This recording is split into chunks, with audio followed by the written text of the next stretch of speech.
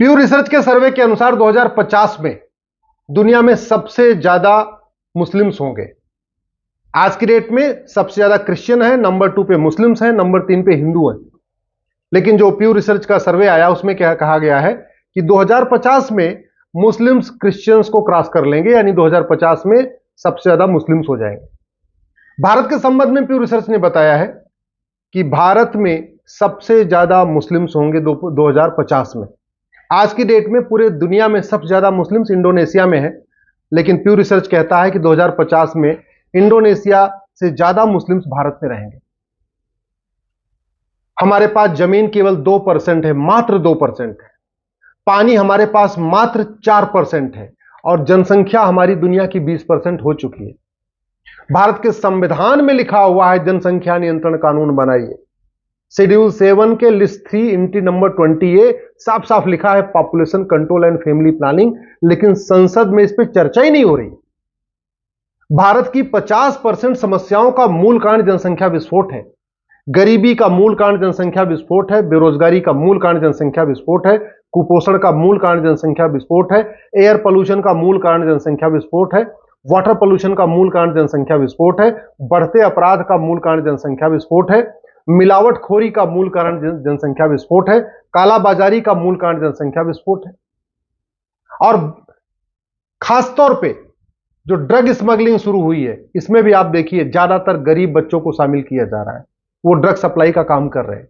तो बढ़ते अपराध का मूल कारण भी जनसंख्या विस्फोट है। अगर आप समस्याओं की ध्यान से एनालिसिस करिए, वाई एनालिसिस करिए भारत की जो समस्याएं हैं, तो 50% समस्याओं का रूट काज पॉपुलेशन एक्सप्लोजन है। इसलिए मैं सरकार से निवेदन करता हूं, देरी बिल्कुल मत करिए। हम दो हमारे दो सबके दो, ये 2 चाइल्ड पॉलिसी सबके लिए लागू करिए। अगर 2 बच्चों का कानून नहीं बना, हम दो हमारे दो नहीं बना, तो भारत की कोई भी समस्या ठीक नहीं हो सकती। सरकार घर बना के दे रही है ना, जब तक सरकार 2 करोड़ घर बना के देती है, 10 करोड़ बेघर पैदा हो जाते हैं। सरकारी नौकरियां तो है नहीं, जो सेल्फ एम्प्लॉयमेंट भी जनरेट होते हैं या प्राइवेट कंपनियों के जरिए भी जो एम्प्लॉयमेंट जनरेट हो रहा है, जब तक 2 करोड़ एम्प्लॉयमेंट जनरेट होता है, तब तक 10 करोड़, जब 10 करोड़ बेरोजगार पैदा हो जाते हैं। 10 करोड़ रोजगार पैदा होगा, 2 करोड़ रोजगार पैदा होता है, 10 करोड़ बेरोजगार पैदा हो जाते हैं। ये कब तक चलेगा? जंगल हमारे सिमट कम होते चले जा रहे हैं, नदियां हमारी कम होती चली जा रही हैं, नदियों के दोनों तरफ मकान बनते जा रहे हैं, जंगल काट काट के मकान बनते जा रहे हैं, खेती की जमीन कम होती जा रही है, जमीन का पानी कम होता चला जा रहा है, जिस तरीके से तेजी के साथ पानी निकाला जा रहा है।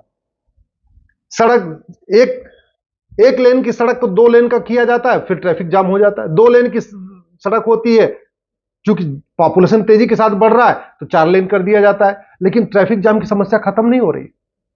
इसलिए मैं सरकार से निवेदन करता हूं, प्यू रिसर्च की टीम को गंभीरता के साथ लीजिए, तत्काल हम दो हमारे दो सबके लिए बनाइए।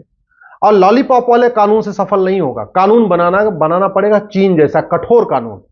जो हम दो हमारे दो न माने, उसकी नागरिकता खत्म होनी चाहिए। जो हम दो हमारे दो न माने, उसके सारे फंडामेंटल राइट खत्म होने चाहिए। जो हम दो हमारे दो न माने, उसका वोटिंग का अधिकार खत्म होना चाहिए, बिजली पानी का कनेक्शन बंद होना चाहिए। जो हम दो हमारे दो न माने, ना उसको सरकारी नौकरी मिले, ना उसको रोजगार करने की कोई छूट मिले। जब कठोर कानून बनेगा तब जाके जनसंख्या नियंत्रण होगा, और नहीं तो आज की डेट में 80 करोड़ लोगों को मुफ्त में राशन देना पड़ रहा है। ये गर्व की बात नहीं, शर्म की बात है। जब भारत की जनसंख्या 40 करोड़ थी, तो भारत में 4 करोड़ गरीब थे, यानी मात्र 10% लोग गरीबी रेखा के नीचे थे। आज की डेट में जनसंख्या हमारी 145 करोड़ से ज्यादा हो गई, लगभग 150 करोड़ हो चुकी है, और 81 करोड़ लोगों को मुफ्त में राशन देना पड़ रहा है, यानी 81 करोड़ लोग गरीबी रेखा के नीचे हैं। ये कोई गर्व की बात नहीं है, शर्म की बात है। अगर हम दो हमारे दो लागू नहीं हुआ, तो ये गरीबों की संख्या बढ़ती जाएगी, तेजी के साथ बढ़ती जाएगी। भाई 90,000 बच्चे पर डे पैदा हो रहे हैं, चीन में 45,000 बच्चे पैदा हो रहे हैं, जबकि चीन का क्षेत्रफल हमसे 3 गुना ज्यादा है। हमारा क्षेत्रफल चीन का 1/3 है, इसके बावजूद हमारे यहां 90,000 बच्चे रोज पैदा हो रहे हैं। 90,000 बच्चे रोज पैदा होने का मतलब साल के 3.25 करोड़ बच्चे। कहां से आएगा हर साल 3.25 करोड़ रोजगार? कहां से लोगों को बिजली मिलेगी? कहां से लोगों को पानी मिलेगा? कहां से लोगों को हॉस्पिटल की सुविधा मिलेगी? कुपोषण कम नहीं होगा। आप सरकारी हॉस्पिटल में जाके देखिए, महिलाओं की लाइन लगी पड़ी है, कुछ लोग कहते हैं कि नहीं, एजुकेशन आने से जनसंख्या नियंत्रण हो जाता है, एजुकेट लोग कम बच्चे पैदा करते हैं। तो सच्चाई है कि केरल सबसे शिक्षित राज्य है और वहां पे भी 12-12, 14-14 बच्चे पैदा हो रहे हैं। सच्चाई यह है कि दिल्ली एनसीआर जो देश की राजधानी है, यहां पे भी 15-15 बच्चे पैदा कर रहे हैं।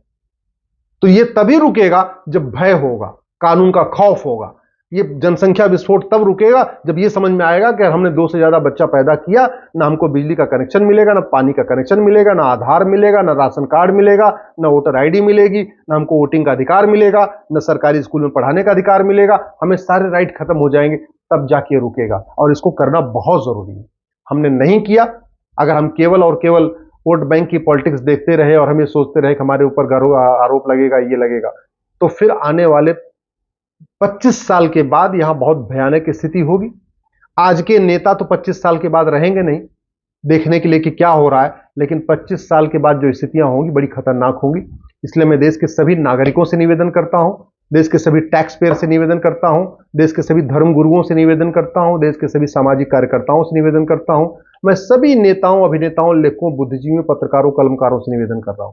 हम दो हमारे दो की मांग करिए, अपने अपने सांसद से कहिए। मैं सभी सांसदों से निवेदन कर रहा हूं, दल गुलामी छोड़िए, पार्टियों की गुलामी छोड़िए। ये देश की बात है, ये राष्ट्र की बात है। जब देश बर्बाद हो जाएगा, अराजकता फैल जाएगी, तो फिर फायदा क्या होगा? ये गांधीवाद, ये अंबेडकरवाद, ये समाजवाद, ये राष्ट्रवाद, ये सारे जुमले के जुमले रह जाएंगे, कोई फर्क नहीं पड़ेगा। और हमें सीखना चाहिए भगवान श्री राम से। अब से हजारों साल पहले भगवान श्री राम ने हम दो हमारे दो सबके दो 2 चाइल्ड पॉलिसी लागू किया था। अब के हम हजारों साल पहले भगवान श्री राम ने एक पति एक पत्नी का नियम लागू किया था और उसको खुद भी पालन किया। भगवान श्री राम ने एक विवाह किया, लक्ष्मण जी ने एक विवाह किया, भरत जी ने एक विवाह किया, शत्रुघ्न जी ने एक विवाह किया। भगवान श्री राम के 2 बच्चे हुए, लक्ष्मण जी के 2 बच्चे हुए, भरत जी के 2 हुए, शत्रुघ्न जी के 2 हुए। उससे भी हम नहीं सीख रहे, हम अपने अतीत से भी नहीं सीख रहे, हम अपने रामचरितमानस रामायण से भी नहीं सीख रहे, हम आज की परिस्थितियों से भी नहीं सीख रहे, और जनसंख्या विस्फोट होता जा रहा है। मैं आशा करता हूं कम से कम इस मामले में जो संविधान में लिखा हुआ है, population control and family planning, इसके मामले में सभी पॉलिटिकल पार्टियां एक मत होकर 2 चाइल्ड पॉलिसी इसी सत्र में बनाएंगी, संसद सत्र में। मैं देश के लोगों से आग्रह कर रहा हूं, इसके लिए भी आप लिखना शुरू करिए। और नहीं हुआ तो भारत को बर्बाद होने से कोई नहीं रोक सकता। भारत विश्व गुरु बनाना तो छोड़िए, भारत को जो है महाशक्ति बनाना तो छोड़िए, भारत की बर्बादी कोई नहीं रोक पाएगा 25 साल के बाद। 2050 के आसपास अगर हमने जनसंख्या विस्फोट तुरंत नहीं रोका तो 2050 में भारत की बर्बादी तय होगी, अराजकता फैलेगी, पानी के लिए अराजकता होगी, सब्जी के लिए अराजकता होगी, दूध के लिए अराजकता होगी, खाने के लिए अराजकता होगी। आज की डेट में भी 70% मिलावटी दूध है, केवल 30% लोगों को शुद्ध दूध मिल रहा है। 50% सब्जियां उनको इंजेक्शन देके पैदा किया जा रहा है या उसमें कीटनाशक डाल के पैदा किया जा रहा है। गेहूं हमको नेचुरल गेहूं मिल नहीं पा रहा है, वो भी उसमें पूरा कैंसर उसमें हो चुका है। गेहूं में इतना खाद डाली जा रही है। भाई जनसंख्या बढ़ रही है, खेत तो उतना ही है, तो ज्यादा पैदावार के लिए उसमें केमिकल डाला जा रहा है, रसायन डाला जा रहा है, यूरिया डाली जा रही है। तो हमारा गेहूं हमारा जहरीला हो चुका है, हमारा दूध जहरीला हो चुका है, हमारी हवा जहरीली हो चुकी है, पानी हमारा जहरीला हो चुका है, सब कुछ जहरीला हो चुका है। इसके बावजूद भी अगर हम कानून नहीं बनाएंगे तो आखिर कब बनाएंगे? मैं आशा करता हूं जनसंख्या नियंत्रण कानून जल्दी बन जाएगा, और नहीं बना तो हमारे आने वाली पीढ़ियां हमें माफ नहीं करेंगी। हमारे आने वाली पीढ़ियां जब अराजकता फैलेगी तो ये जरूर कहेंगी कि हमारे पूर्वज केवल दल गुलामी करते रहे, पार्टियों की गुलामी करते रहे, लेकिन सच का उन्होंने साथ नहीं दिया।